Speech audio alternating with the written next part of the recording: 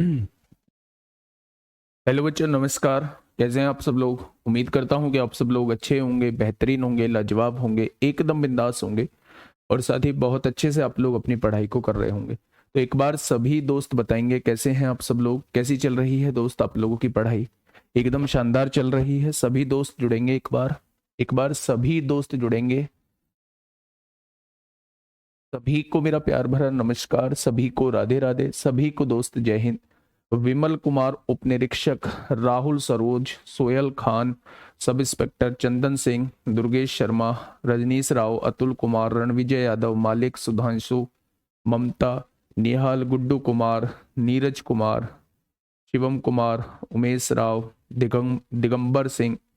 बहुत बढ़िया। सभी को मेरा प्यार भरा नमस्कार, सभी को राधे राधे। शक्तिमान भी हैं, शुभम राठी जी भी हैं, अजय कुमार जी भी हैं, गौरव शर्मा, शिवम, रमजीत वर्मा, हरीश यादव, जितेंद्र सिंह, राजकुमार, सभी को भाई नमस्कार, सभी को राधे राधे, सभी को दोस्त जय हिंद।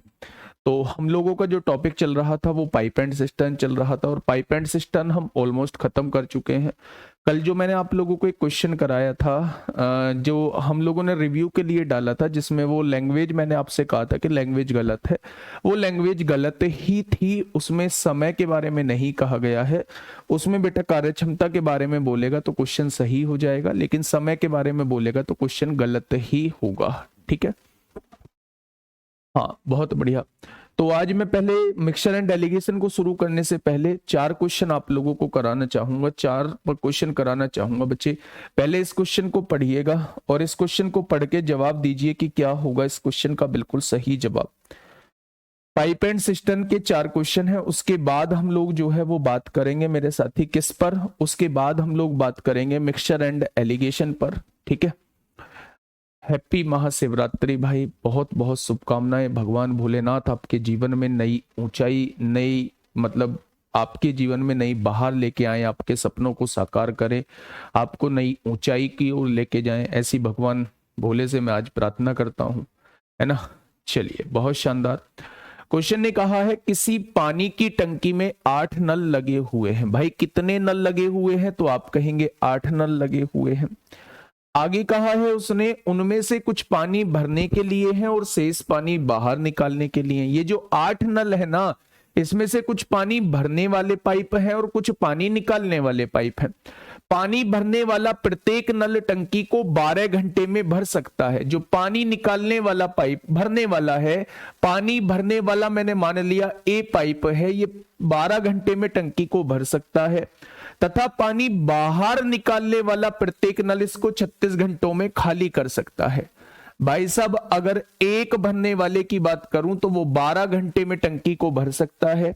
अगर एक खाली करने वाले की बात करूं तो वो 36 घंटे में टंकी को खाली कर सकता है।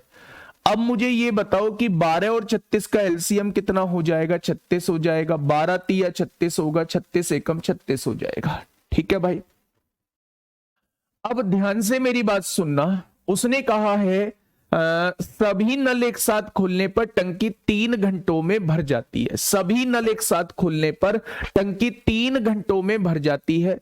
तो पानी भरने वाले नलों की संख्या ज्ञात कीजिए कि पानी भरने वाले नलों की संख्या क्या होगी। यानी कि सभी नल एक साथ खोल दिए गए तो टंकी 3 घंटों में भर जाती है। बच्चे ध्यान से सुनना, बहुत प्यारा क्वेश्चन है। टोटल नल कितने थे? तो आप कहोगे टोटल नल थे जी 8 नल टोटल थे। अगर मैं सारे के सारे नलों को, अगर मैं सारे के सारे नलों को भरने वाले मान लेता हूं, अगर सारे के सारे नलों को भरने वाले मान लेता हूं, तो एक नल जब 3 लीटर पानी भरता है तो 8 नल कितना लीटर पानी भरेंगे? 1 घंटे में 24 लीटर पानी भरेंगे। और वो 3 घंटे में टंकी को भर देते हैं। क्या उन्होंने 72 लीटर पानी भरा होगा? क्या उन्होंने 72 लीटर पानी भरा होगा? तो आप कहेंगे जी बिल्कुल भरा होगा। अगर मैं सारे के सारे नल जो है वो पानी खाली करने वाले मान लेता हूं, मैंने मान लिया 8 के 8 नल जो थे वो पानी खाली करने वाले थे। अगर वो एक नल 1 घंटे में 1 लीटर पानी निकालता है तो 8 नल 8 लीटर निकालेंगे, तो 3 घंटे में इन्होंने 24 लीटर निकाल दिया होगा। 3 घंटे में इन्होंने 24 लीटर दोस्त निकाल दिया होगा। ठीक है, अच्छा ये बताइए, ये भरने वाले पाइप है, ये निकालने वाले पाइप है, दोनों ने मिलके पानी कितना भरा होगा? तो दोनों ने मिलके पानी 36 लीटर भरा होगा। अब यहां एलिगेशन लगाइए, 72 में से 36 जाएगा तो 36 बचेगा, और 36 और 24, 6 और 4 10 को 0 हासिल 1, 60 हो जाएगा। तो आप कहेंगे 12 पंजे 60 होगा, 12 तिया 36 होगा। यानी पानी भरने वाले जो हैं वो 5 नल हैं और पानी निकालने वाले जो हैं वो 3 नल हैं। क्या टोटल नलों की संख्या 8 दी हुई है? हाँ जी, टोटल नलों की संख्या 8 दी हुई है। तो बेटा भरने वाले 5 नल आ जाएंगे और खाली करने वाले 3 नल निकल के आ जाएंगे। उसने पूछा है पानी भरने वाले नलों की संख्या क्या है? तो पानी भरने वाले नलों की संख्या तो 5 आ रही है। पानी भरने वाले नलों की संख्या तो 5 आ रही है मेरे दोस्त। 36 और 24 60 होते हैं ना। अगर ये भरने वाले पाइप हैं, ठीक है, आपका कितना आ रहा है? 4 आ रहा है। 72 में से 36 जाएगा, 36 बचेगा। 36 में से 24 जाएगा, 60 बचेगा। 12 तिया 36 होते हैं, 12 पंजे 60। पानी भरने वाले 5 नल होंगे और पानी निकालने वाले 3 नल होंगे। बाई ऑप्शन भी जाके देख लेते हैं मेरे दोस्त, है ना। बाई ऑप्शन भी जाके देख लेते हैं। ऐसे करते हैं, एक काम करते हैं, अगर मैं आप लोगों से कहूं ये जो है पानी भरने वाले प्रत्येक 12 घंटे में भर सकता है, ये भरने वाला पाइप है, ये 36 घंटे में खाली कर सकता है, तो दोनों से कटने वाली संख्या 36 मान लेंगे। 1 घंटे में 3 लीटर भरेगा, 1 घंटे में 1 लीटर निकालेगा मेरे दोस्त, ठीक है। अगर मैं कहूं कि ये भरने वाले पाइप ए है तो खाली करने वाले पाइप कितने होंगे? 8 माइनस ए हो जाएंगे या नहीं? तो इन्होंने 1 घंटे में इतना भरा होगा तो 3 घंटे में 9 लीटर भर दिया होगा। इन्होंने 1 घंटे में इतना भरा होगा, इन्होंने 1 घंटे में इतना भरा होगा, तो 3 घंटे में मेरे दोस्त कितना भर दिया होगा? तो आप कहेंगे 8 तिया 24 होगा, माइनस का 3a होगा। और इन दोनों की वजह से टंकी में पहुंचा कितना होगा? वो 36 लीटर पहुंचा होगा। क्रॉस चेक करके देख लेते हैं।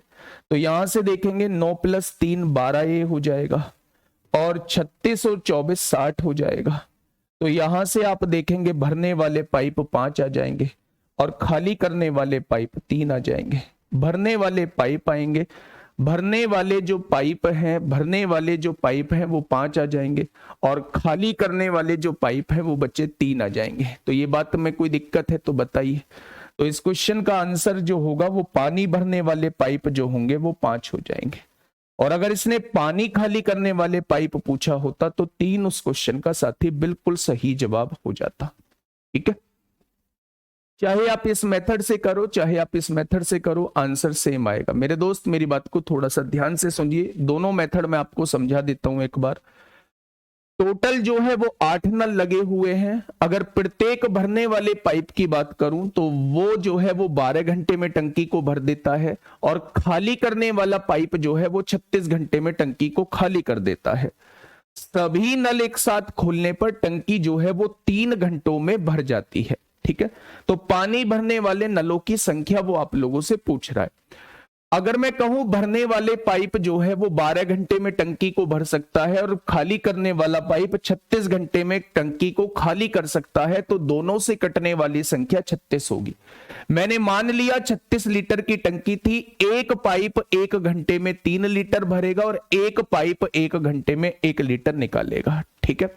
मैंने मान लिया सारे के सारे पाइप भरने वाले पाइप थे। अगर एक नल जो है वो 3 लीटर पानी भरता है तो 8 नलों ने 24 लीटर पानी 1 घंटे में भर दिया होगा, लेकिन टंकी 3 घंटे में भरी जाती है तो 72 लीटर पानी इन्होंने भर दिया होगा 3 घंटे में।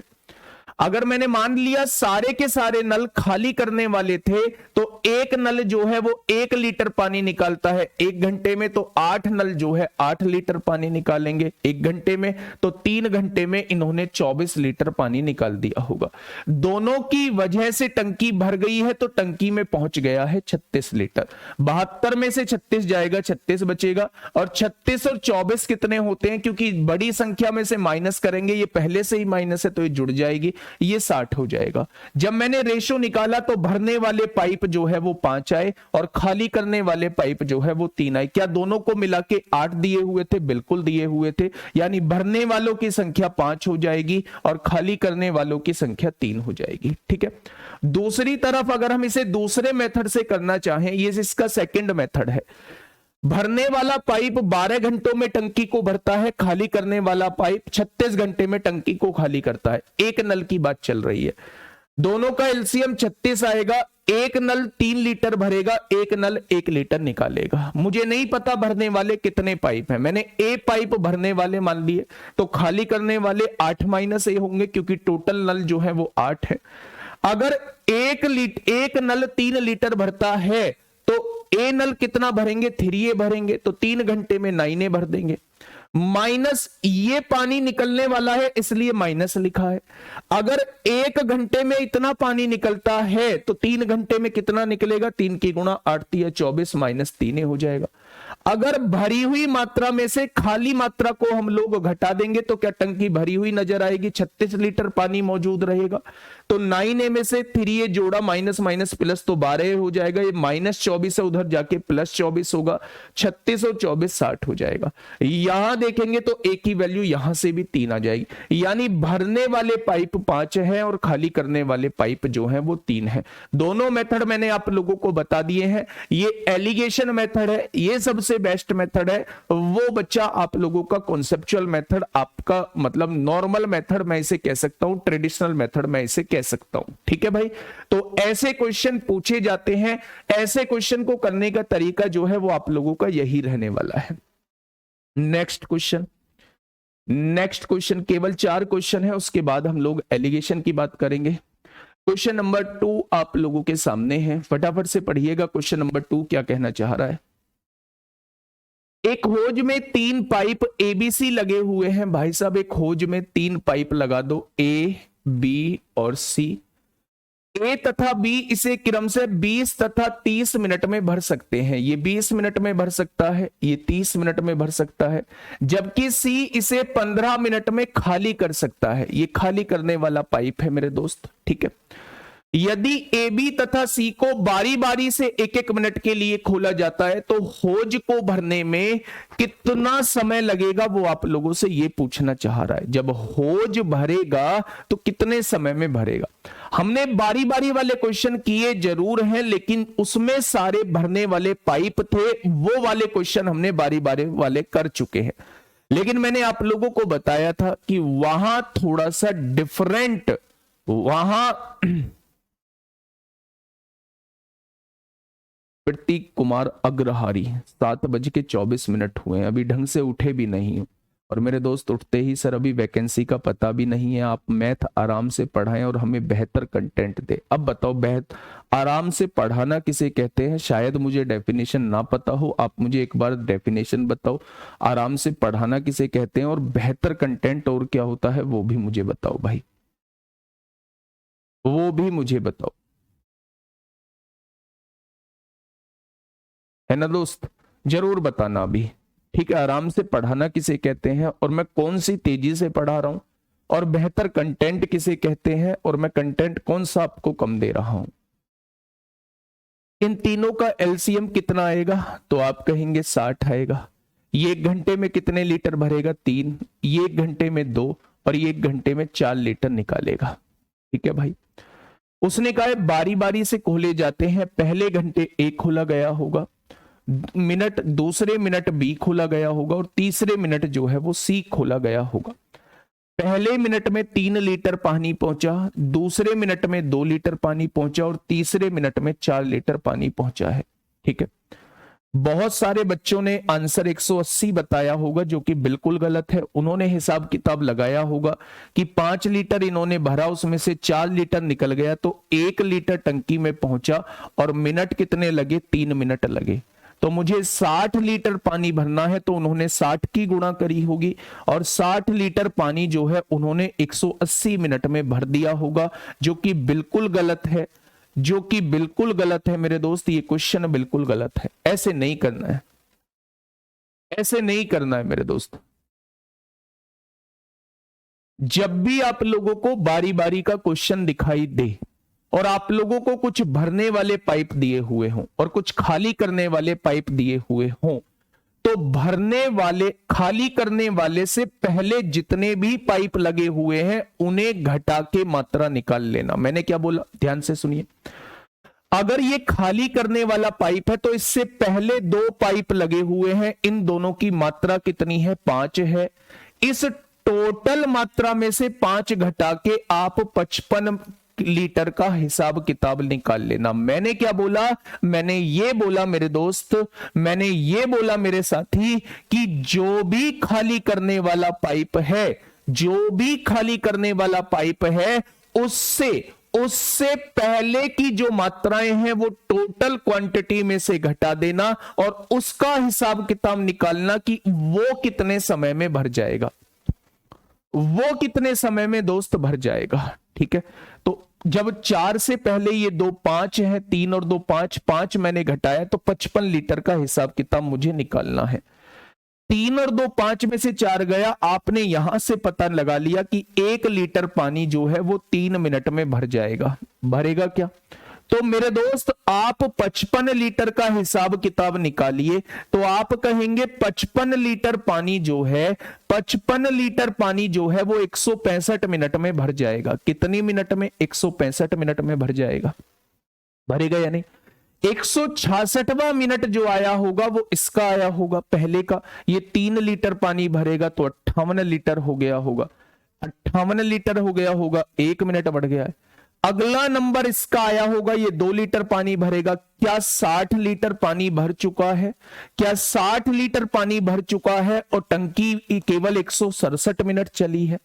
क्या 60 लीटर, हाँ, क्या 60 लीटर पानी भर चुका है, टंकी 167 मिनट चली है?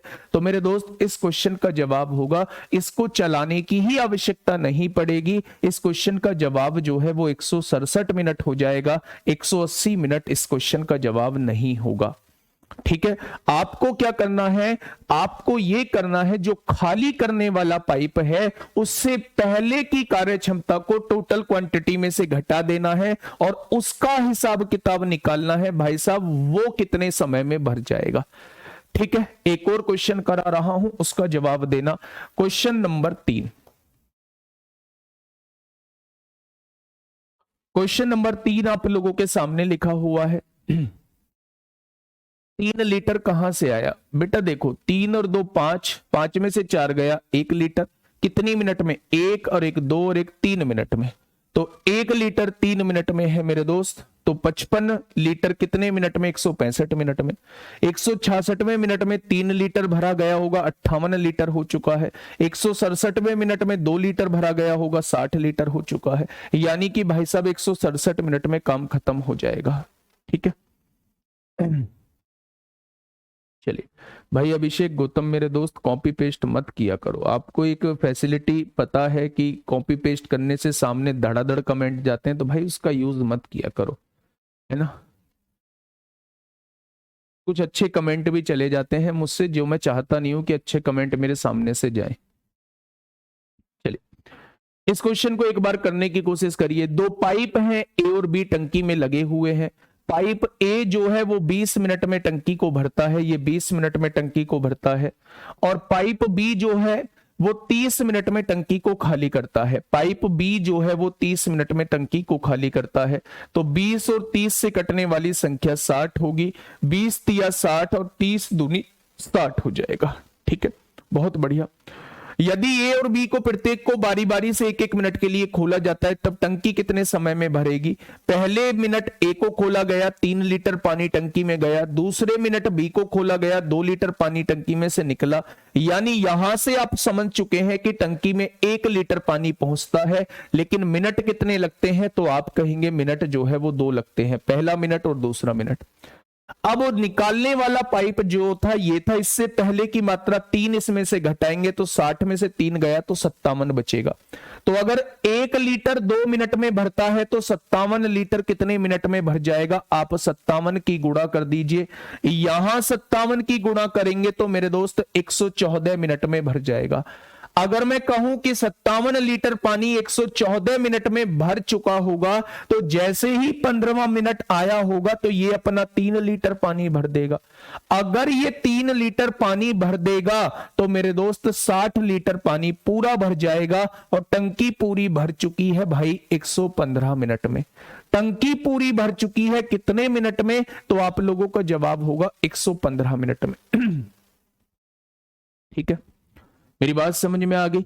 तो मेरे दोस्त आप लोगों को क्या करना होता है, जो पानी निकालने वाला पाइप है उससे पहले कितनी मात्रा है वो आप लोगों को घटानी होती है, और घटाने के बाद जो क्वांटिटी आई है वो कितने समय में भरी जाएगी उसके बारे में पहले निकालना होता है। ठीक है भाई, ये बात समझ में आ गई होगी। तो इन क्वेश्चन में बस यही विशेष ध्यान रखना है। अक्सर बच्चे गलती कर रहे होते हैं लेकिन आप लोग गलती इसमें नहीं करोगे। ठीक है दोस्त, चलिए एक क्वेश्चन मैं आप लोगों को होमवर्क में दे रहा हूं।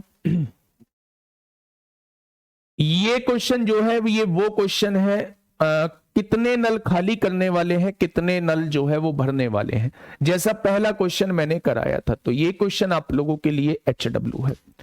ये क्वेश्चन जो है आप लोगों के लिए HW है मेरे दोस्त। हाँ, आपको भी आपके परिवार को भी महाशिवरात्रि की बहुत सारी शुभकामनाएं। सर जी हमें पता कैसे चलेगा कि ये वाला मेथड लगाएंगे? गुड़िया, इस मेथड को तो मैं पिछले 3 दिन से बता रहा हूं कि ये मेथड कैसे पता चलेगा। जब क्वेश्चन के अंदर कुछ भरने वाले पाइप हैं, कुछ खाली करने वाले पाइप हों और मेरे दोस्त वो बारी बारी से चल रहे हो, तो आपको यही मेथड लगाना है। ऐसा मेथड हम क्यों लगाते हैं? ऐसा मेथड इसलिए लगाते हैं क्योंकि हम अगर वैसे करेंगे तो क्वेश्चन गलत आ रहा होता है, आंसर गलत आ रहा होता है, जबकि हमें जो पानी निकाल रहा है लास्ट में उसे चलाने की ही जरूरत ना पड़े, ऐसे इस टाइप से हम उस क्वेश्चन को घटा रहे होते हैं। लास्ट में हमें उसको चलाने की ही जरूरत ना पड़े इसलिए हम उसको घटा रहे होते हैं। ठीक है, यही सेम कॉन्सेप्ट जो है वो बंदर वाले क्वेश्चन में लगता है। बंदर पहले मिनट 3 मीटर चढ़ा, अगले मिनट 2 मीटर फिसल गया, तो वो चढ़ने वाली जो क्वांटिटी है 3 मीटर वो पूरी खंबे की लंबाई में से घटा रहे होते हैं। जैसे मान लो 60 मीटर का खंबा है, बंदर जो है पहले मिनट में 3 मीटर चढ़ा। मैं बता देता हूं, यही कॉन्सेप्ट जो है वो खंबे वाले क्वेश्चन में लग रहा होता है। ये खंबा है और इस खंबे की लंबाई है 60 मीटर। ठीक है, बंदर पहले मिनट में 3 मीटर चढ़ा और अगले मिनट में 2 मीटर फिसल गया। पहले मिनट में 3 मीटर चढ़ा और अगले मिनट में 2 मीटर फिसल गया, तो क्या बंदर 1 मीटर पहुंचा? और कितने मिनट में पहुंचा? 2 मिनट में पहुंचा। भाई 3 में से 2 गया, 1 मीटर, पहला मिनट यहां दूसरा मिनट यहां, तो 1 मीटर चढ़ता है 2 मिनट में। अब जब चढ़ने वाली मात्रा है वो इसमें से घटा दो, फिसलने वाली में से चढ़ने वाली मात्रा ये घटा दो। 60 में से 3 गया तो 57 मीटर। देखो अब बंदर कितनी छलांग में चढ़ जाएगा।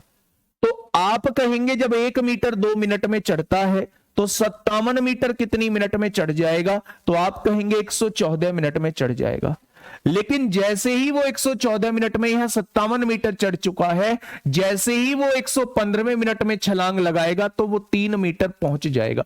तो यहां उसके बाद फिसलने का टाइम हमें नहीं देखना है, ये 60 मीटर पूरा चढ़ चुका है।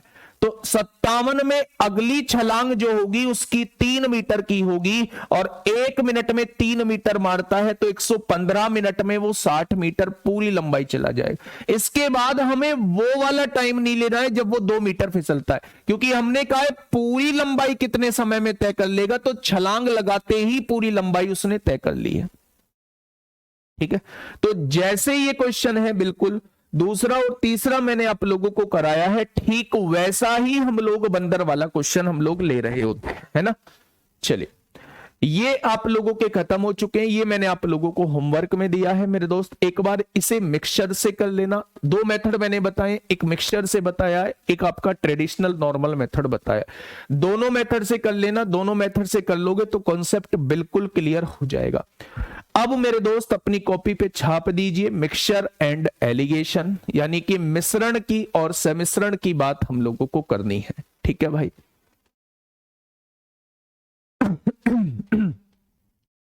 ये चैप्टर जो है अपने आप में बहुत इंपॉर्टेंट चैप्टर होता है। इसलिए इंपॉर्टेंट बन जाता है मेरे दोस्त, ये चैप्टर इसलिए इंपॉर्टेंट बन जाता है दीपक कुमार, अभी आपका थोड़ी देर पहले कमेंट था कि सर जल्दी स्टार्ट कर दीजिए, मुझे मिक्सचर एंड डेलीगेशन का बहुत दिन से वेट था। अब जब मैं मिक्सचर एंड डेलीगेशन को स्टार्ट कर चुका हूं, अब आप कह रहे हैं, अब आपका अगला कमेंट है सर क्या आप इस बैच में एडवांस मैथ भी कराएंगे, क्या आप इस बैच में एडवांस मैथ भी कराएंगे? भाई क्वेश्चन ही पूछने आया है क्या इस बैच में? आईवीआर वाला क्लास समझ लिए कि इस बैच में सारे के सारे क्वेश्चन ही पूछूंगा। तुमने पूछा मिक्सचर एंड डेलीगेशन कब होगा, वो आ चुका है। अब जब ये स्टार्ट हुआ है तो पढ़ना तुम्हें है नहीं। अब तुम लगातार जी अब एडवांस मैथ भी कराएंगे। भाई सब कुछ कराऊंगा, सब कुछ कराऊंगा, क्यों नहीं कराऊंगा? एडवांस मैथ मेंसुरेशन जो आपके सिलेबस में उसे क्यों नहीं कराऊंगा? मैंने आप लोगों से कल भी बताया था कि मैं permutation, combination, statics, sets theory और क्वाड्रेटिक इक्वेशन, ये 5 चैप्टर जो है ये उस समय के लिए छोड़ूंगा जब आपका नोटिफिकेशन आ जाएगा। और वो छोड़ना भी इसलिए बनता है जिससे कि आप लोगों पे बर्डन ना आए। अगर बाय चांस ये जैसे 2021 में यहां से क्वेश्चन एक भी नहीं पूछा गया, एक भी शिफ्ट में नहीं पूछा गया, तो मेरे दोस्त ये चैप्टर्स जो है वो हट भी सकते हैं। अगर हट सकते हैं तो हम इन्हें पढ़े क्यों, और अगर नहीं हटे तो फिर हम इन्हें छोड़े क्यों? तो मेरे दोस्त जैसे ही नोटिफिकेशन आएगा मैं इन्हीं चैप्टर से जो है वो अगले कोर्स की शुरुआत कर रहा हूंगा, इन्हीं चैप्टर से शुरुआत कर रहा हूंगा मेरे दोस्त। तो आप परेशान मत होना, बिल्कुल भी अपने मन में ये मत लाना कि वो चैप्टर्स जी हमारे छूट गए हैं। उन चैप्टर्स को अभी पढ़ने से मुझे फायदा इसलिए नजर नहीं आता क्योंकि वो आपके लिए नए चैप्टर हैं, और नए चैप्टर हैं तो तब तक आप लोगों की चीजें दिमाग में नहीं रहेंगी। और ऐसा है नहीं कि आप बार बार उन चैप्टर्स को पढ़ते रहेंगे दूसरे एग्जामों को टारगेट बनाते हुए, क्योंकि अन्य किसी एग्जाम में वहां से क्वेश्चन बनते नहीं है। ठीक है, लेकिन मैं मेंसुरेशन तो कराऊंगा, एडवांस पार्ट मेंसुरेशन तो कराऊंगा, मेंसुरेशन के क्वेश्चन हर जगह बनते हैं। मेरा जो चैप्टर बचा है वो मिक्सचर एंड डेलीगेशन अभी मुझे कराना है, इसके बाद मुझे एवरेज कराना है, और उसके बाद जो है वो मैं आपको मेंसुरेशन 2D 3D करा रहा हूं। मार्च में पूरा का पूरा कोर्स खत्म हो जाएगा। ठीक है, चलिए, 2 वर्ड आप लोगों को देखने को मिल रहे हैं, एक मिक्सचर देखने को मिल रहा है, एक एलिगेशन देखने को मिल रहा है। एक तो मिक्सचर देखने को आप लोगों को मिल रहा है, एक एलिगेशन। दोनों में डिफरेंस क्या है? मिक्सचर होता है जब सेम टाइप की 2 चीजें मिला दे, उनकी क्वालिटी में कोई अंतर ना हो। मैंने कहा एक 40 रुपए किलो वाली दाल है, दूसरी भी 40 रुपए किलो वाली दाल है, मैंने उन दोनों को मिला दिया, तो अब जो वो मिश्रण तैयार हुआ वो 40 रुपए किलो वाला ही मिश्रण तैयार हुआ होगा। मिश्रण का मतलब होता है जब सेम क्वालिटी की चीजों को मिलाया जाता है तो उसे हम लोग मिक्सचर कहते हैं। ठीक है, लेकिन एलिगेशन का मतलब है भाई साहब कुछ ना कुछ ऊंच नीच आई होगी, कुछ ना कुछ ऊंच नीच आई होगी।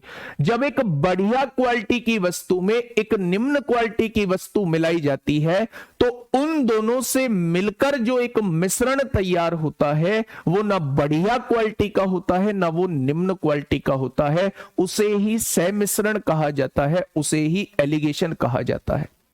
जैसे मान लो मेरे पास 2 टाइप की दाल है, एक 50 रुपए किलो वाली दाल है और एक 90 रुपए किलो वाली दाल है। जब मैं इन दोनों को मिलाऊंगा तो ना वो 50 रुपए किलो वाली रहेगी ना वो 90 रुपए किलो वाली रहेगी, 50 से तो ज्यादा की होगी, 90 से कम की होगी। तो जब इस टाइप से 2 वस्तुओं को मिलाना कि उसकी क्वालिटी जो है उन दोनों के बीच की आ जाए, तो ऐसे चीज को हम, ऐसे मिश्रण को हम लोग एलिगेशन कहते हैं, ऐसे मिश्रण को हम लोग एलिगेशन कहते हैं। तो मिश्रण नाम का कोई टॉपिक हम लोगों को नहीं पढ़ना, हमें जो पढ़ना है वो एलिगेशन पढ़ना है, एलिगेशन हम लोगों को पढ़ना है मेरे दोस्त। ठीक है, अब इसमें कुछ बातें होती हैं जो आप लोगों का, जिनका विशेष ध्यान रखना होगा कि आखिर हमें कैसे पता चलेगा कि यहां मिश्रण लगना है। और चलो हमें पता लग भी गया कि यहां मिश्रण लगा है, तो हमें कैसे पता चलेगा कि रेशो किस चीज का निकल के आएगा। तो मेन जो बात हमें सीखनी है वो सीखनी है कि किस चीज पर हम लोग एलिगेशन लगाएं और किस चीज का रेशो निकल के आएगा ये हमें पता कैसे चलेगा। बिल्कुल ठीक बात है बच्चे, जब आप एलिगेशन सीखो तो एक वर्ड अपने दिमाग में देखना, रेफरेंस। रेफरेंस का मतलब होता है किस चीज के रेस्पेक्ट में आप वो चीज निकाल रहे हैं। जैसे रेस्पेक्ट का मतलब क्या होता है, अगर मैं आप लोगों से कहूं कि इस पेन का मूल्य क्या है, पेन का मूल्य, तो आपने कहा ये पेन जो है 50 रुपए प्रति पेन है, 50 रुपए प्रति पेन है, यानी पर पेन की कीमत जो है वो 50 रुपए है। तो याद रखना इसके किसके रेस्पेक्ट में बता रहे हैं, मैं जो मूल्य बता रहा हूं, मैं जो मेरे दोस्त मूल्य बता रहा हूं वो क्वांटिटी के रेस्पेक्ट में बता रहा हूं। मैं जो मूल्य बता रहा हूं वो क्वांटिटी के रेस्पेक्ट में बता रहा हूं। मैंने आपसे कहा लाभ, लाभ हुआ है, लाभ किस पर होता है, हमेशा क्रय मूल्य पर होता है। तो लाभ जो निकलता है हमेशा किस पर निकलता है, तो क्रय मूल्य पर निकलता है। तो लाभ किसके रेस्पेक्ट में निकलता है, आप कहेंगे क्रय मूल्य के रेस्पेक्ट में निकलता है। मूल्य किसके रेस्पेक्ट में बताते हैं हम लोग, आप कहेंगे क्वांटिटी के रेस्पेक्ट में बताते हैं। अगर मैं पूछूं हानि, हानि किसके रेस्पेक्ट में निकलती है, तो आप कहेंगे क्रय मूल्य के रेस्पेक्ट में निकलती है। कितने रुपए की हानि हुई है और किस पर हुई है, तो वो क्रय मूल्य होता है। ठीक है बच्चे, अगर मैं आपसे पूछूं भैया दर, दर पूछूं, ब्याज पूछूं, ब्याज, ब्याज, तो ब्याज हमेशा किस पर लगता है, तो आप कहेंगे मूलधन पे लगता है। किस पर लगता है, तो आप कहेंगे मूलधन पे लगता है। चाल, चाल क्या होती है, चाल होती है दूरी बटे समय, चाल होती है दूरी बटे समय। तो किसके रेस्पेक्ट में हम लोग चाल निकाल रहे होते हैं, समय के रेस्पेक्ट में हम लोग चाल निकाल रहे होते हैं। चाल जो निकाल रहे होते हैं वो समय के रेस्पेक्ट में निकाल रहे होते हैं। तो रेस्पेक्ट का मतलब होता है किसी चीज को फाइंड आउट कर रहे हैं, किसके रेस्पेक्ट में कौन सा दूसरी वस्तु हमने रेफरेंस ली हुई है। ठीक है, तो ये एग्जाम्पल मैंने आप लोगों को दिए। अब मैं आप लोगों को एलिगेशन एक बार बताता हूं कि इनमें कैसे लगेगा। मान लो मेरे पास दो पेन है, मान लो मेरे पास दो पेन नहीं, मान लो मैंने कहा मेरे पास दो तरीके के दूध है, दो तरीके के दूध है। पहले दूध की कीमत है 60 रुपए प्रति लीटर। मैंने कहा पहले दूध की कीमत है 60 रुपए प्रति लीटर। भाई 60 रुपए प्रति लीटर ही तो बताओगे, या 60 रुपए ऐसे बता दोगे, 60 रुपए का एक है, 60 रुपए के दो दूध हैं, 60 रुपए के तीन दूध हैं, 60 रुपए के चार दूध, ऐसे थोड़ी ना बताओगे। आप बताओगे, अगर आपसे कोई पूछे भाई साहब दूध का भाव क्या है, दूध का रेट क्या है, तो आप कहोगे जी 60 रुपए प्रति लीटर। आपने कहा जी ये दूसरा वाला जो रेट है, दूसरा वाला जो दूध है, इसका जो रेट है वो 75 रुपए प्रति लीटर है। कितने रुपए प्रति लीटर है, 75 रुपए प्रति लीटर है। अब मैंने इन दोनों दूधों को मिला दिया। जब मैं इन दोनों दूधों को मिलाता हूं तो रेट बन जाता है 70 रुपए प्रति लीटर। जब मैं इन दोनों दूधों को मिलाता हूं तो रेट कितना बन जाता है, 70 रुपए प्रति लीटर। यानी कि ना तो अब वो 60 वाला दूध रहा, ना वो अब 75 वाला दूध रहा। इन दोनों को मिला के इनके बीच का एक दूध बन गया जिसकी मात्रा थी, जिसका रेट था 70 रुपए प्रति लीटर। अब सवाल ये उठता है कि जब मैं इन पर रेट पर, प्राइस पर एलिगेशन लगाऊंगा, जब मैं प्राइस पर एलिगेशन लगाऊंगा तो सबसे पहले तीनों जगह प्राइस ही होना चाहिए। हमेशा सेम चीजों पे एलिगेशन हम लोग लगा रहे होते हैं, हमेशा सेम चीजों पे। यहां आपने अगर प्राइस ले दिया तो यहां भी प्राइस होना चाहिए, यहां भी प्राइस होना चाहिए। यहां आपने प्रॉफिट ले दिया तो यहां भी प्रॉफिट होना चाहिए, यहां भी प्रॉफिट होना चाहिए। यहां आपने लॉस ले दिया तो यहां भी लॉस होना चाहिए, यहां भी लॉस होना चाहिए। आपने स्पीड ले दिया, यहां भी स्पीड होना चाहिए, यहां भी स्पीड होना चाहिए, यहां भी स्पीड होना चाहिए। आपने रेट पर लगाया, दर पर लगाया, तो यहां भी रेट होना चाहिए, यहां भी रेट होना चाहिए, यहां भी रेट होना चाहिए। मतलब एलिगेशन जो लगता है वो हमेशा सेम क्वांटिटी पे लग रहा होता है। ठीक है भाई, बहुत बढ़िया।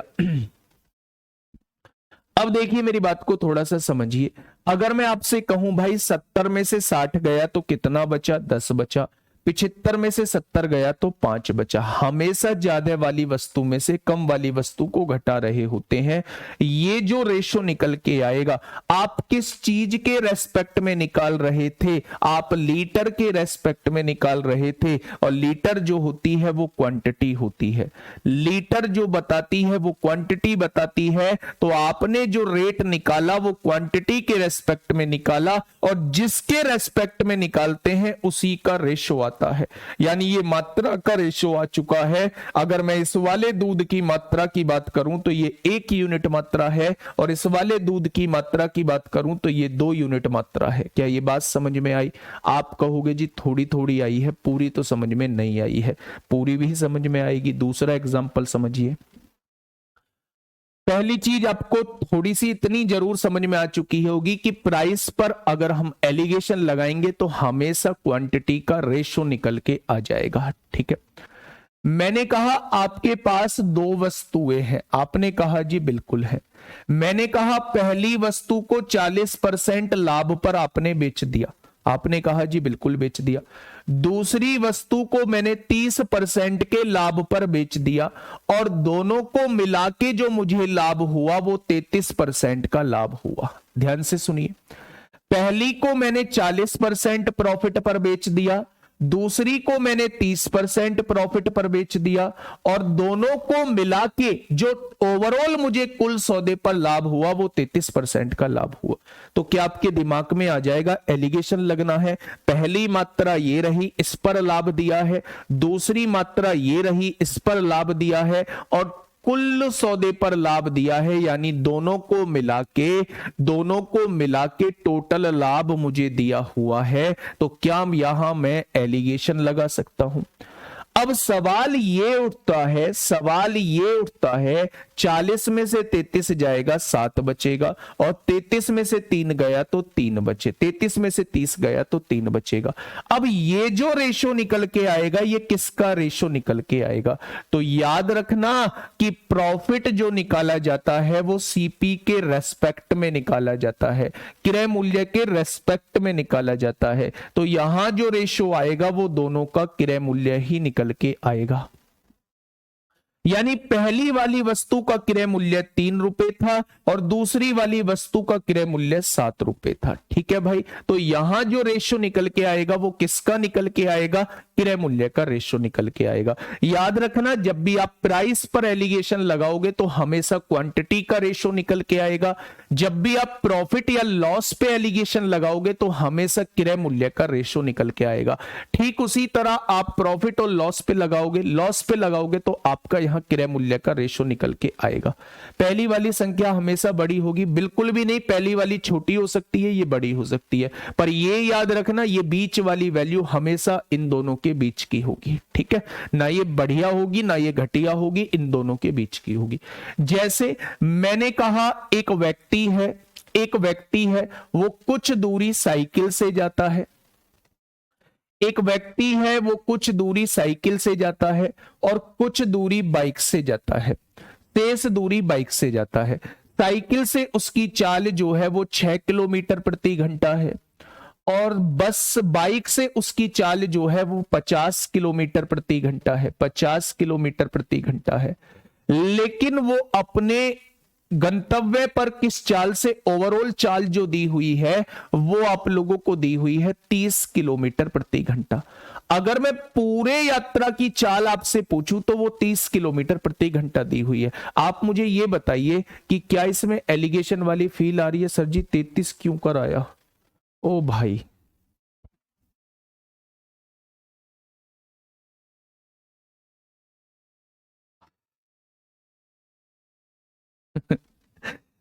आज महाशिवरात्रि का दिन है, जल्दी से क्लास में छोड़ दूंगा। छोड़ के अपना नहाइए और फ्रेश हुइए, कोलगेट करिए, नहाइए, नहा के भगवान भोलेनाथ की पूजा करिए। भगवान भोलेनाथ से थोड़ा सा सद्बुद्धि के बारे में बात करिए। भगवान थोड़ी सद्बुद्धि हमें दो, मतलब सद्बुद्धि तो हम में है, थोड़ा सा हमें दिमाग हमारा खोल दिया करो सुबह सुबह। भगवान भी सुनेंगे। थोड़ा सा फिजिकली भी मेहनत करनी है आप लोगों को। फिजिकली कैसे मेहनत करनी है मैंने इस बैच में बताया है। भाई थोड़ा कष्ट करना पड़ेगा। वो कहते हैं ना कि कुछ खोने के, कुछ पाने के लिए कुछ खोना पड़ता है। तो अगर सफलता पाना चाहते हो, अगर इस दिमाग को खोलना चाहते हो, तो मेरे दोस्त सुबह सुबह थोड़ा सा कष्ट करना पड़ेगा। वो कष्ट ये होगा कि सरसों का तेल लीजिए एक कटोरी में, एक सरसों का तेल लेके मेरे दोस्त, और इन उंगलियों को, पोरवे कहते हैं जिन्हें, इन्हें भिगोइए। और इन्हें भिगो के थोड़ा सा ये जो दरवाजे हैं ना दोनों तरफ के, ये दिमाग के जो दरवाजे, थोड़ा सा इनकी मालिश किया कीजिए। मुश्किल से मुश्किल 3-4 मिनट मालिश करोगे तो ये दरवाजे सुबह सुबह खुलने का काम करेंगे। और जब ये सुबह सुबह खुलने का काम करेंगे तो फिर वो ये नहीं पूछेंगे ये 33 कैसे आया। भाई साहब ये भी मैंने माना है, ये भी मैंने माना है, दोनों को मिला के टोटल लाभ भी मैंने माना है। मैंने तो बस ये चीजें बताई हैं कि यहाँ सीपी का रेशो निकल के आएगा।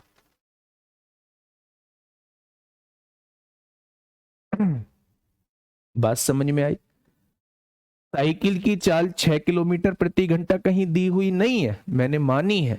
बाइक की चाल 50 किलोमीटर प्रति घंटा कहीं दी हुई नहीं है, मैंने मानी है। कुल रास्ते की, दोनों को मिला के कुल रास्ते की चाल 30 किलोमीटर प्रति घंटा कहीं दी हुई नहीं है, मैंने मानी है। इसके बाद जो निकल के आएगा वो निकालना सिखा रहा हूं, वो मानना नहीं है। इसके बाद जो चीजें आएंगी वो निकलेंगी। आप कहोगे 30, पहले तो ये देखो इन दोनों के बीच में है ये चाल, आप कहेंगे ठीक है। 30 में से 6 गया तो कितना बचा, आप कहेंगे 24 बचेगा। 50 में से 30 गया तो कितना बचा, 20 बचेगा। जब आप रेशो निकालोगे तो 4 से काटोगे 5 बार और 4 से काटोगे 6 बार। ठीक है। अब मेरे दोस्त, अब सवाल ये चीज सिखाने की कोशिश कर रहा हूं। सवाल ये उठता है जी, ये जो रेशो निकल के आया है ये किस चीज का रेशो निकल के आया है? तो आप ये कहेंगे जी किसके रेस्पेक्ट में निकाल रहे थे, समय के रेस्पेक्ट में निकाल रहे थे। समय, समय का ही रेशो निकल के आया है। लेकिन सर ब्रेन तो पीछे होता है। लो मिलो, इनसे मिलो। हाथ जोड़कर आप लोगों से माफी चाहता हूं, है ना, अपने वर्डों को वापस लेता हूं। ठीक है, आ जाओ, यहां आ जाओ। तो बेटा जिस रेस्पेक्ट में, जिसके रेस्पेक्ट में जो चीजें निकालते हैं, जो चीजें निकालते हैं वही उस रेस्पेक्ट का रेशो निकल के आता है। तो मैंने चाल पर एलिगेशन लगाऊंगा तो हमेशा समय का रेशो निकल के आएगा। अगर मैं प्रॉफिट लॉस पे एलिगेशन लगाता हूं तो हमेशा सीपी का रेशो निकल के आएगा। अगर मैं मेरे दोस्त प्राइस पर एलिगेशन लगाता हूं तो हमेशा क्वांटिटी का रेशो निकल के आएगा। अगर मैं रेट पर एलिगेशन लगाता हूं तो प्रिंसिपल का रेशो निकल के आएगा। अगर मैं दोस्त, और तो कुछ बचा ही नहीं है। मेरी बात आप लोगों को समझ में आई? कुछ क्वेश्चन से मैं स्टार्टिंग कर रहा हूं, उन क्वेश्चंस को थोड़ा सा ध्यान से समझना, किस टाइप के क्वेश्चन हम लोगों के बन रहे होते हैं। पहला क्वेश्चन आप लोगों की सेवा में हाजिर है। पहला क्वेश्चन आप लोगों की सेवा में हाजिर है। बड़ा जनरल सा क्वेश्चन है, बड़ा आसान सा क्वेश्चन है, बड़ा जनरल सा क्वेश्चन है, बड़ा आसान। सर जी आप मजाक कर रहे हैं या फिर सच बता रहे हैं? अब सच करने ही मत लग जाना, करने ही मत लग जाना। कभी पता चले कि सुबह सुबह क्लास से पहले रगड़ने में लग रहे हैं, सिर को तड़ादड़ रगड़ने में लग रहे हैं। भाई साहब दिमाग खुलेगा नहीं ऐसे, दिमाग खुलेगा मेहनत करने से, है ना। आइए, क्या कहना चाह रहा है भाई क्वेश्चन? किसी मिश्र धातु में कॉपर और जिंक का अनुपात, ये मतलब टोटली लिंक है, किससे? रेशो से भी लिंक है। कॉपर और जिंक का रेशो क्या दे रखा है? 5:4 आप लोगों को दिया हुआ है। उसने कहा है 20 किलो जिंक के साथ कॉपर की कितनी मात्रा पिघलाने की आवश्यकता होगी। यानी कि मेरे दोस्त उसने जिंक की कितनी मात्रा दी है? 20 किलो जिंक दिया है। तो 4 की वैल्यू कितनी दी है? 20 दी है। तो 1 की वैल्यू कितनी हो जाएगी? 5 हो जाएगी। भाई 4 की वैल्यू 20 है तो 1 की वैल्यू 20/4 5 हो जाएगी। 1 बराबर 5 हो गया तो 5 बराबर कितना हो जाएगा? उसने कॉपर की मात्रा पूछी है तो 25 किलो कॉपर को पिघलाना होगा। अगर मैं 20 किलो जिंक बनाना चाहता हूं, 20 किलो जिंक में 25 किलो कॉपर को पिघलाना होगा, तब जाके रेशो जो है वो 5:4 का हो जाएगा, 5:4 का हो जाएगा। ठीक है, बहुत बढ़िया, बहुत शानदार।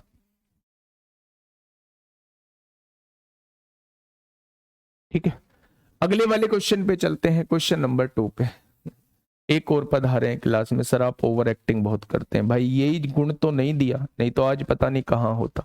अगर ओवर एक्टिंग वाला गुण भगवान दे देता तो पता नहीं आज कहाँ होता। ठीक है, खैर छोड़िए उन बातों को, आपका मतलब क्या है। क्वेश्चन नंबर 2 को पढ़िए, ओवर एक्टिंग मत देखिए। इस क्वेश्चन नंबर 2 का जवाब दीजिए मेरे दोस्त। फटाफट बताइए भाई क्या होगा इस क्वेश्चन का बिल्कुल सही जवाब। प्रॉफिट लॉस आप लोग पढ़ के आए हैं, बहुत अच्छे से आप लोग अंदाजा लगा लेंगे किस अनुपात में पानी को दूध में मिलाया जाए कि मिश्रण को क्रय मूल्य पर बेचने पर भी 20% का लाभ हो। अच्छा एक बात बताइए, अगर कोई व्यक्ति अपने सामान को क्रय मूल्य पर ही बेच रहा है, क्रय मूल्य मतलब जिस मूल्य पर उसने खरीदा है, जिस मूल्य पर उसने खरीदा है उसी मूल्य पर अगर वो उसे बेच रहा है, तो क्या उसे कभी फायदा होगा? आप कहेंगे कभी फायदा नहीं होगा। फायदा केवल दो केस में हो सकता है, या तो वो मात्रा कम तोल दे या फिर उसमें कुछ मिलावट कर दे, बेकार की चीज उसमें मिला दे, तब उस केस में फायदा हो सकता है। तो उसने वही कहा है कि क्रय मूल्य पर बेचने का दावा करता है, लेकिन उस दूध में पानी मिला देता है, इसलिए उसे 20% का लाभ होता है। तो 20% के लाभ का मतलब क्या होता है? 20% के लाभ का मतलब होता है 1/5। 1/5 का मतलब होता है सामान को 5 रुपए का बेचा गया होगा और सामान को 5 रुपए का खरीद के 20% लाभ है, यानी 1 के फायदे से 6 का बेचा गया होगा। क्या यही मतलब है?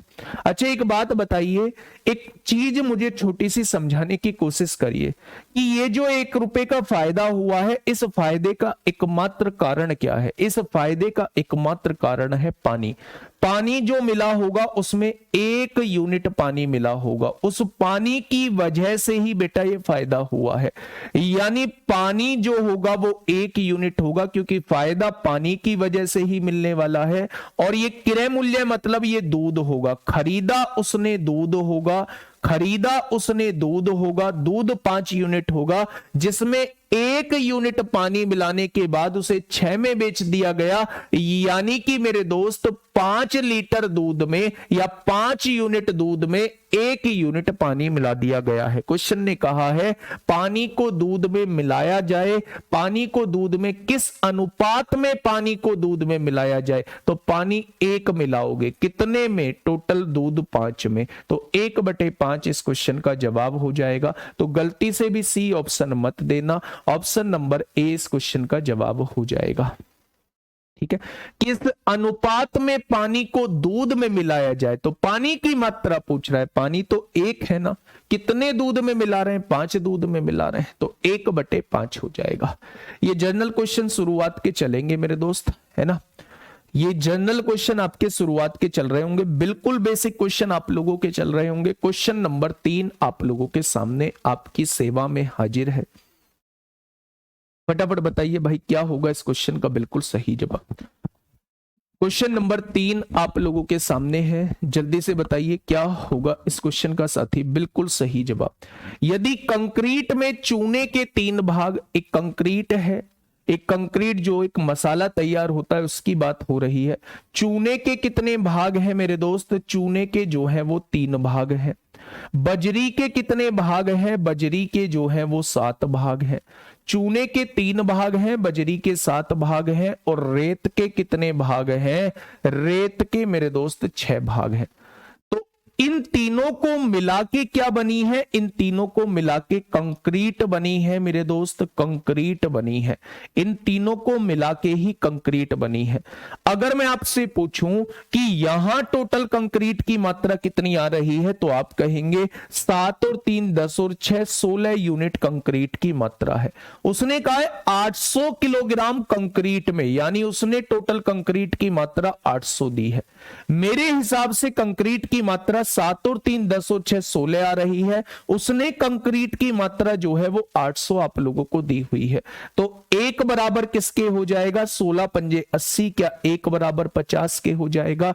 तो कंक्रीट में बजरी की मात्रा कितनी होगी? यानी वो 7 बराबर आपसे पूछना चाह रहा है। अगर 1 बराबर 50 है तो 7 बराबर कितना हो जाएगा? तो आप कहेंगे 350 किलो जो है, 350 किलो जो है वो बजरी मिलने वाली है। ऑप्शन नंबर ए इस क्वेश्चन का जवाब होने वाला है। ठीक है, नेक्स्ट क्वेश्चन, क्वेश्चन नंबर 4 आप लोगों के सामने है। फटाफट मुझे बताइए क्या होगा इस क्वेश्चन का बिल्कुल सही जवाब। क्वेश्चन नंबर 4 आप लोगों के सामने है दोस्त, फटाफट बताइए क्या होगा इस क्वेश्चन का बिल्कुल सही जवाब। क्वेश्चन ने कहा है 1 विलियन में अल्कोहल और जल का अनुपात, अल्कोहल और जल का अनुपात, है ना।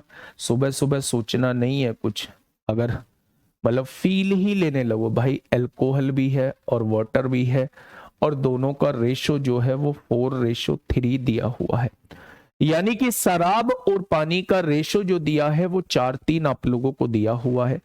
इस विलियन की 350 ml मात्रा में, मतलब ये मात्रा कितनी दी हुई है 350 ml, कितना पानी मिलाया जाए कि अल्कोहल और जल का अनुपात 5:6 हो जाए, अल्कोहल और जल का अनुपात 5:6 हो जाए। अच्छा एक बात मुझे बताइए, बहुत शानदार तरीके से सोचना है और मुझे बताना है कि उसने क्या मिलाने की बात की है, कितना पानी मिलाया जाए, कितना पानी मिलाया जाए, पानी मिलाने की बात कर रहा है तो अल्कोहल के साथ कोई छेड़खानी नहीं होनी चाहिए। तो ये अल्कोहल की मात्रा कैसे बदल गई, अल्कोहल की मात्रा तो नहीं बदलनी चाहिए, जब पानी मिला रहा है तो जितनी अल्कोहल पहले होगी उतनी ही अल्कोहल बाद में होगी।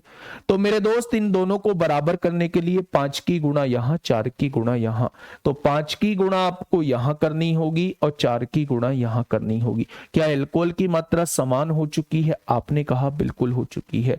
पानी कितना था 15 था, पानी हो कितना गया 24 गया, कितने यूनिट पानी मिलाया 9 यूनिट की वैल्यू आपको निकालनी है। कितना पानी मिलाया जाएगा तो आप कहेंगे 9 यूनिट पानी मिलाया जाएगा। अब मुझे ये बताइए कि शुरुआत में मिश्रण कितने लीटर का था, तो आपने कहा 20 यूनिट यहां अल्कोहल थी, 15 यूनिट पानी था, दोनों मिला के शुरुआत में जो मिश्रण बना वो 35 यूनिट का बना। उसने कहा है शुरुआती मिश्रण 350 ml है, यानी 35 की वैल्यू उसने 350 दी है, तो 1 की वैल्यू कितनी हो जाएगी, क्या 1 की वैल्यू जो है वो 10 ml हो जाएगी। भाई 350 को 35 से डिवाइड करेंगे, 1 की वैल्यू 10 ml हो जाएगी। तो आपसे मिलाए जाने वाली पानी की मात्रा पूछी है तो वो 9 यूनिट की वैल्यू आपसे पूछना चाह रहा है, तो भैया उसमें 90 ml पानी मिला दो, उसमें 90 ml पानी मिला दोगे तो आपके पास मात्रा कितनी आ जाएगी, आपके पास मात्रा जो है वो रेशो जो है वो 5:6 का हो जाएगा। बच्चे जब अगर पानी मिलाने की बात करता है तो दूसरी मात्रा को हमें सेम करना होगा, अगर वो इसमें शराब को मिला रहा होता तो हमें पानी की मात्रा को सेम करना होता। बस जस्ट मैंने वही किया है, अगर उसने पानी मिलाने की बात की है तो शराब की मात्रा को सेम किया है, जितने की गुणा यहां उतने की गुणा यहां, जितने की गुणा यहां उतने की ही गुणा यहां। आपने देखा पहले 15 पानी था, अब 24 हो चुका है, तो 9 यूनिट पानी मिलाना पड़ेगा, यानी वो आपसे 9 यूनिट की वैल्यू पूछना चाह रहा है। अगर शुरुआती मिश्रण देखूं तो 35 ml का है, उसने 350 का दिया है, तो 1 यूनिट की वैल्यू 10 ml आ जाएगी, तो 9 यूनिट की वैल्यू जो है वो 90 ml आ जाएगी। ठीक है, ये बात समझ में आई। नेक्स्ट क्वेश्चन आप लोगों के सामने, क्वेश्चन नंबर 5 बताइए। क्वेश्चन नंबर 5 आप लोगों के सामने है, बिल्कुल ऐसा ही क्वेश्चन है। 7.5 लीटर मिश्रण में एसिड और पानी, यानी कि एसिड और वाटर का रेशो आप लोगों को दिया हुआ है। 7.5 लीटर मिश्रण में एसिड और पानी का रेशो आप लोगों को दिया हुआ है, 1:2 दिया हुआ है। ठीक है, इस मिश्रण में कितना लीटर पानी मिलाया जाना चाहिए कि परिणामी मिश्रण में 20% एसिड हो। 20% एसिड होगा तो 80% पानी होगा। अगर 20% एसिड होगा, 20% एसिड हो, भाई वो कह रहा है कितना पानी मिलाऊं कि बनने वाला मिश्रण जो है उसमें 20% एसिड हो। 20% एसिड होने का मतलब है बाकी बचा कुचा पानी होना। तो मेरे दोस्त यहां रेशो कितना आएगा, यहां रेशो 1:4 आएगा, आएगा या नहीं। अगर वो पानी मिलाने की बात कर रहा है तो एसिड की मात्रा समान होनी चाहिए। हाँ जी समान होनी चाहिए। क्या समान है जी? हाँ जी बिल्कुल समान है। तो आपके हिसाब से पानी कितना मिलाया गया है, तो आपके हिसाब से 2 यूनिट पानी मिलाया गया है। भाई 2 यूनिट पहले, तब 4 हो चुका है, तो 2 यूनिट पानी मिलाया गया है। अच्छा, शुरुआती मिश्रण आपके हिसाब से कितना था? 3 यूनिट था, 2 और 1 3 यूनिट था। उसने शुरुआती मिश्रण कितना दिया है? 7.5 लीटर दिया है, 7.5 लीटर दिया है। तो एक पार्ट की वैल्यू कितनी हो जाएगी? क्या एक पार्ट की वैल्यू जो है वो 2.5 लीटर हो जाएगी। अगर एक पार्ट की वैल्यू 2.5 लीटर हो चुकी है तो आपसे पूछा है कितना पानी मिलाया गया, तो आप कहेंगे 2.5 दूनी 5 लीटर पानी मिलाया गया है। अगर आप उसमें 5 लीटर पानी मिला देंगे तो आपके फाइनल मिश्रण में 20% एसिड हो जाएगा। ये बात समझ में आ गई? तो इस क्वेश्चन का जवाब जो है वो 5 लीटर हो जाएगा। भैया जी वैकेंसी आई नहीं है तो क्लास क्यों लगा रहे हैं? हाँ बात तो ठीक है, चलिए गलती है कोई बात नहीं, अब लग गई है क्लास तो कर लीजिए, ठीक है। क्वेश्चन नंबर 6, नहीं तो एक भाई और आएगा फिर कहेगा जी ओवर एक्टिंग बहुत दिखाते हो। चलिए फटाफट क्वेश्चन नंबर 6 को पढ़िए और बताइए मुझे क्या होगा इस क्वेश्चन का बिल्कुल सही जवाब। क्वेश्चन नंबर 6 3 क्लास में हम लोग इसे खत्म कर लेंगे, आज की क्लास नहीं, आज के बाद 3 क्लास में हम लोग इसे पूरी तरीके से खत्म कर लेंगे। यानी आज तारीख है 8, कल सैटरडे है, कल क्लास होगी और संडे में नहीं होगी। 9, 11 और 12 तारीख तक खत्म कर लेंगे। 13, 14, 15, 16, 17 तारीख तक एवरेज खत्म हो जाएगा और फिर बचेंगे 13 दिन, जिसमें 2 छुट्टी भी रहेंगी और होली की भी एक आध छुट्टी रहेगी। मतलब कोर्स खत्म हो जाएगा इस मार्च में या 1-2 अप्रैल तक हो जाएगा, ठीक है। बताइए भाई फटाफट इस क्वेश्चन का जवाब क्या होगा।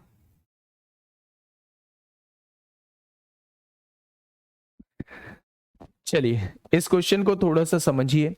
एक कंटेनर में 20 लीटर मिश्रण भरा है जिसमें 10% सल्फ्यूरिक अम्ल है। विलयन में सल्फ्यूरिक अम्ल की मात्रा 25% करने के लिए मिश्रण में कितनी मात्रा में सल्फ्यूरिक अम्ल मिलाया जाना चाहिए? देखो भाई एक मिश्रण है उसमें 10% सल्फ्यूरिक अम्ल है, सल्फ्यूरिक अम्ल दिया हुआ है। सल्फ्यूरिक अम्ल की मात्रा कितनी दी हुई है? 10% दी हुई है, ठीक है। अब इसमें मिलाना क्या है? मिलाने वाला सल्फ्यूरिक अम्ल ये है।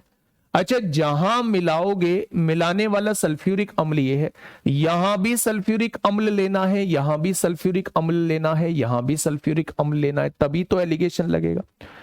तो जो मेरे पास मिश्रण था उसमें सल्फ्यूरिक अम्ल कितना था? 10% था। जो मैं मिला रहा हूंगा उसमें सल्फ्यूरिक अम्ल कितना होगा? भाई साहब मिला ही सल्फ्यूरिक अम्ल रहा हूं तो टोटल का टोटल सल्फ्यूरिक अम्ल होगा। इन दोनों को मिलाने के बाद सल्फ्यूरिक अम्ल कितना बनना चाहिए? तो आप कहेंगे इन दोनों को मिलाने के बाद परिणामी मिश्रण में 25% सल्फ्यूरिक अम्ल बनना चाहिए। तो मेरे दोस्त यहां जो आएगा ये 15 आएगा, यहां जो आएगा वो 75 आएगा, यहां 1 आएगा, यहां 5। ये शुरुआती मात्रा आपके पास होगी, ये मिलाने वाली मात्रा आपके पास हो जाएगी। ये शुरुआती मात्रा कितनी है भाई साहब? 20 लीटर है तो 5 की वैल्यू 20 दी है तो 1 की वैल्यू 4 हो जाएगी। तो मिलाने वाली मात्रा कितनी हो जाएगी? 1 बराबर 4, तो 4 लीटर हमने उसमें सल्फ्यूरिक अम्ल मिलाया होगा। 4 लीटर हमने उसमें सल्फ्यूरिक अम्ल मिलाया होगा, तब जाके जो है शुरुआत में जो 10% मात्रा थी उसे 25% करने के लिए हमें कितना सल्फ्यूरिक अम्ल मिलाना होगा? हमें जो है 4 लीटर सल्फ्यूरिक अम्ल मिलाना होगा, ठीक है। 10% ये हो गया, बहुत बढ़िया। 10% ये सल्फ्यूरिक अम्ल था पहले, अब बाद में मिलाया कितना गया है भैया? पूरा का पूरा सल्फ्यूरिक अम्ल 100% सल्फ्यूरिक अम्ल मिलाया गया है। इन दोनों को मिला के जो मिश्रण तैयार हुआ उसमें 25% सल्फ्यूरिक अम्ल था, तो रेशो जो है 5:1 का आएगा। ये मिलाने वाली मात्रा, ये इनिशियल मात्रा होती है, ये मिलाने वाली मात्रा। इनिशियल मात्रा 20 लीटर है तो 5 की वैल्यू 20 है तो 1 की वैल्यू 4, ये बच्चा मिलाने वाली मात्रा 4 आ जाएगी, ठीक है। एक क्वेश्चन मैं आप लोगों को होमवर्क में दे रहा हूं, इस क्वेश्चन को थोड़ा सा करने की कोशिश करना। कोशिश तो खैर क्या है, बहुत आसान सी चीज है।